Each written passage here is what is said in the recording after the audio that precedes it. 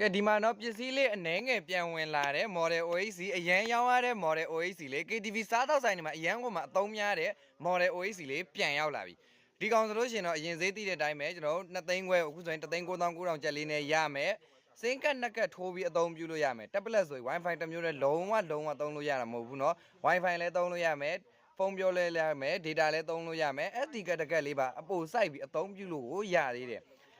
Type C အားသွင်းညို့အားသွင်းကောင်းတဲ့ကိုလာတာနော် Type C အားသွင်းညို့အားသွင်းကောင်းက fast charge ပါပြီးသားနော် fast charging နဲ့လာမှာဒါကြောင့်မို့လို့အမြန်ဆုံးတော့လာဖို့လိုရနော်ဒီကောင်ပစ္စည်းပြတ်တာအရန်မြန်တယ်ပြီးတော့အရန်ရောင်းရတယ်ပြီးတော့အရန်လည်းအသုံးပြုလို့ကောင်းတယ် model OHC လေးမှားယူခြင်းနဲ့ဆိုရင်အပေါ်မှာပြထားတဲ့ Viber ဖုန်းနံပါတ်လေးကိုဆက်သွယ်လိုက်တော့နော်ကုမ္ပဏီတိုင်းရဲ့မို့လို့အာမခံလည်းတနေ့တိတိတောင်ပါဝင်တယ်လက်ဆောင်ဆိုရင်လည်းအများကြီးပေးသွားမှာမို့လို့အမြန်ဆုံးတော့လာဝယ်ဖို့လိုရနော်ဒါကြောင့်မို့လို့မှားယူခြင်းနဲ့ဆိုအပေါ်မှာပြထားတဲ့ Viber ဖုန်းနံပါတ်လေးကိုအခုပဲဆက်သွယ်မှားယူလိုက်တော့နော်